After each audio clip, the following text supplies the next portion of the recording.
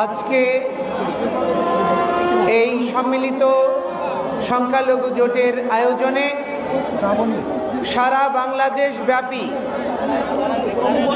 5ই আগস্টের পরে যে নির্মম নির্যাতন, মঠ মন্দিরে হামলা, ভাঙচুর, অগ্নিসংযোগ এবং লুণ্ঠন ঘটনা প্রবাহ অদ্যাবধি চলছে, রাষ্ট্রযন্ত্রে সনাতনী বা সংখ্যালঘুদেরকে যেভাবে টার্গেট করা হচ্ছে, এই সব ঘটনাবলীর নিরসনকল্পে বৈষম্যহীন একটি জাতি রাষ্ট্রে সনাতনীরা গর্বিত উত্তরাধিকার হিসেবে বেঁচে থাকার জন্য পরবর্তী প্রজন্মকে অনুপ্রেরণাদায়ী একটি সুন্দর দেশ উপহার দেওয়ার জন্য সম্মিলিত সংখ্যালঘু জোট আজকের যে সভা আহ্বান করেছে, এই সভায় আমি প্রথমে কৃতজ্ঞতা ভরে স্মরণ করতে চাই শ্রীমান ডক্টর মহানামব্রত ব্রহ্মচারীকে,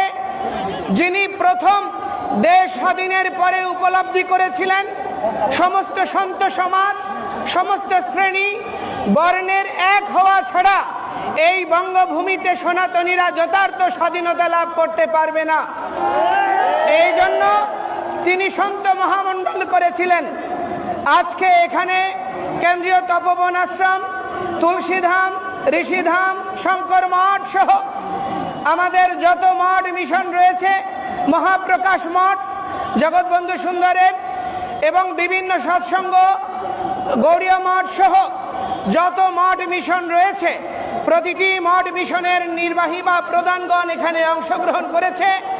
এই জন্য সংখ্যালঘু সম্মিলিত জোট এবং সনাতন জাগরণ মঞ্চ উভয় পটভূমি থেকে আমি সমস্ত সন্তদেরকে কৃতজ্ঞতা এবং প্রণাম নিবেদন করছি। এবং আজকে সমস্ত সনাতনী জনগোষ্ঠী শ্রেণী বৈষম্য ভুলে, মতদ্বৈততা ভুলে সমস্ত সংগঠন যে সম্মিলিত সংখ্যালঘু জোটের আহ্বানে এই কেন্দ্রীয় শহীদ মিনারে একীভূত হয়েছে, এই একীভূত হওয়াকে কৃতজ্ঞতা জানাচ্ছি। এবং আপনাদের এই উত্তরদায়িত্ব পালন করার জন্য আপনাদের পূর্বপুরুষরাও গর্বিত হবে বলে আমি দৃঢ় বিশ্বাস করি।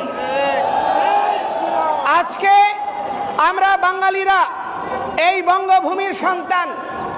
একটা জিনিস মনে রাখবেন, পৃথিবীর আন্তর্জাতিক প্রতিটি সনদে ভূমিপুত্রদের স্পেশাল অধিকার রয়েছে। অথচ আজকে আমরা এই যে বঙ্গভূমি বাংলাদেশ বলছি, এই বঙ্গ শব্দটা আসছে কোত্থেকে? এই বঙ্গ শব্দটা এসছে হিরণ্যকশিপুকে বধ করে যেই ভগবান নৃসিংহদেব পৃথিবীর সিংহাসনে প্রহ্লাদ মহারাজকে বসিয়েছেন, তার দহিত্র মহারাজ বলি, যিনি শশগরা ত্রিভুবনের অধিপতি ছিলেন, সেই মহারাজ বলির পুত্র 5টি। তার পত্নী হচ্ছেন সুদেষ্ণা, যিনি হচ্ছেন এই প্রকৃত বঙ্গজননী। এই সুদেষ্ণার 5টি পুত্র অঙ্গ, বঙ্গ, কলিঙ্গ এবং শুম্র এবং পুণ্ড্র, এই 5 পুত্রের মধ্যে বঙ্গের নাম অনুসারে এই বঙ্গভূমি। আমরা সেই বঙ্গের উত্তরাধিকার। সুতরাং আমাদের এই ভূমি থেকে কেউ আমাদেরকে বিতাড়িত করার অপপ্রয়াস যারা করে এসেছে, তারা এতদিন ঘুমন্ত ছিল, চেতনাবিহীন ছিল।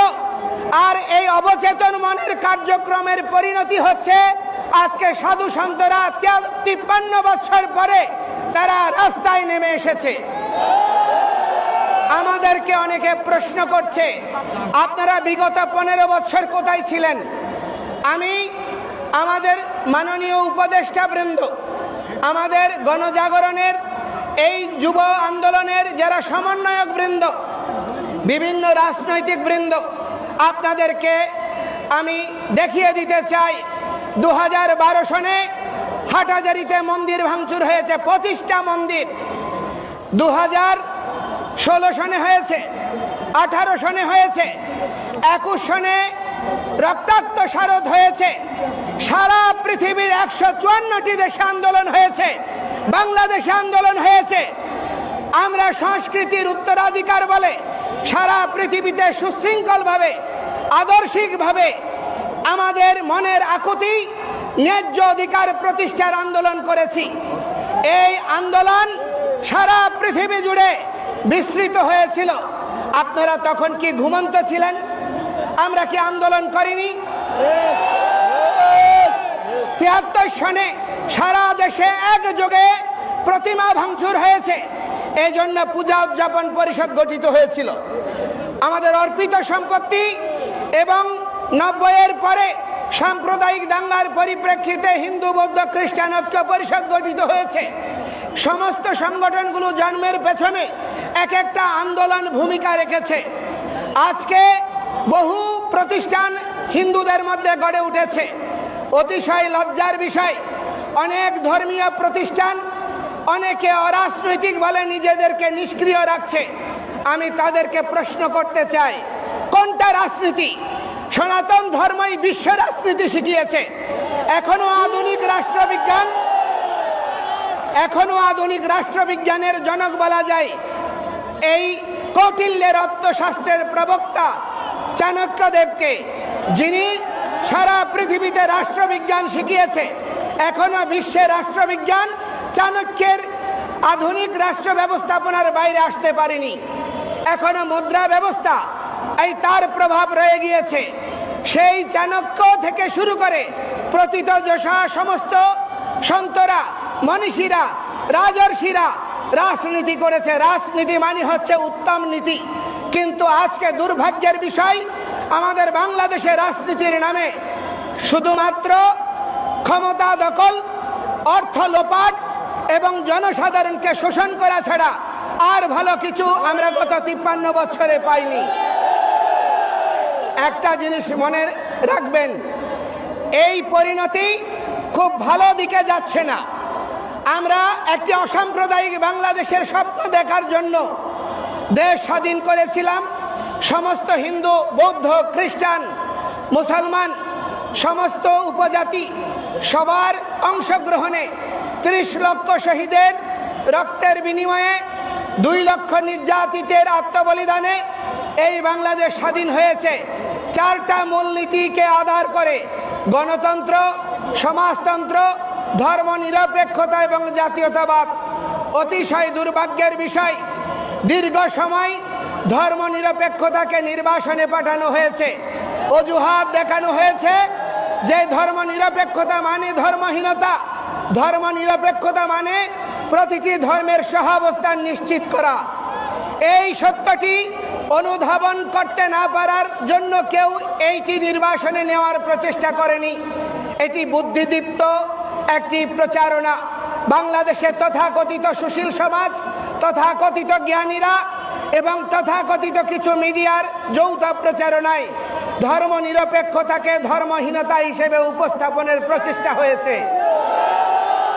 যার ফলশ্রুতিতে আজকে বাংলাদেশ স্বাধীনতার পরে ৫৩ বছর হয়ে গিয়েছে, বাঙালি জাতি একটি আদর্শিক ইতিহাস তৈরি করতে পারেনি। বাঙালি জাতি একটি প্ল্যাটফর্ম তৈরি করতে পারেনি। বাঙালি জাতি জাতীয়তাবোধকে বিকশিত করার জন্য একটা সুষ্ঠু পদক্ষেপ গ্রহণ করতে পারেনি। এটি আমাদের জন্য লজ্জার, ভবিষ্যৎ প্রজন্মের জন্য আতঙ্কের। এই জন্য এই আতঙ্কের নিরসন হওয়া জরুরি। এবং আমি বলতে চাই যে দেখুন, আমরা ১৫ বছরের আপনাদের অপশাসন এবং এই দুর্বৃত্তপনার অবসান কল্পে আপনারা ছাত্র জনতার এই যে অভ্যুদয় হয়েছে, যে অভ্যুত্থান হয়েছে, তারপরে কোনো স্বাধীন রাষ্ট্র একবার স্বাধীন হয়, বারবার স্বাধীন হয় না। কিন্তু এই স্বাধীনতা কেন আমরা ধরে রাখতে পারিনি? এই দেশে কেন সাম্প্রদায়িকতা, দুর্নীতি, ক্ষমতা লিপ্সু মানসিকতা বিকশিত হয়েছে? এর জন্য দায়িত্ব কোনো রাজনৈতিক দল এড়াতে পারে না। আমি আপনাদেরকে বলতে চাই, এর জন্য কোনো শিক্ষাবিদরা এড়াতে পারে না। কারণ আমাদের প্রত্যেকের মধ্যে লেজুর বৃত্তির মানসিকতাই আজকের এই বিপর্যয় নিয়ে এসেছে। ছাত্র জনতাকে ছাত্র জনতাকে মাঠে নামতে হয়েছে। তো সেই স্বাধীনতা আপনারা নতুন করে উপভোগ করতে চাইছেন। কাকে পরাধীন করে, কাকে পরাস্ত করে? যেই পরাস্ত করেছেন আসুরিকতাকে, দুর্বৃত্তপনাকে, সেই দুর্বৃত্তপনা এখন দেশের প্রতিটি প্রান্তরে ছড়িয়ে পড়ছে। আজকে প্রতিটি সনাতনীরা, সংখ্যালঘুরা, পাহাড়িরা অনিরাপত্তার মধ্যে দিনাতিপাত করছে। আমাদের নিরাপত্তা নাই, হুমকি আসছে প্রতিটি মুহূর্তে।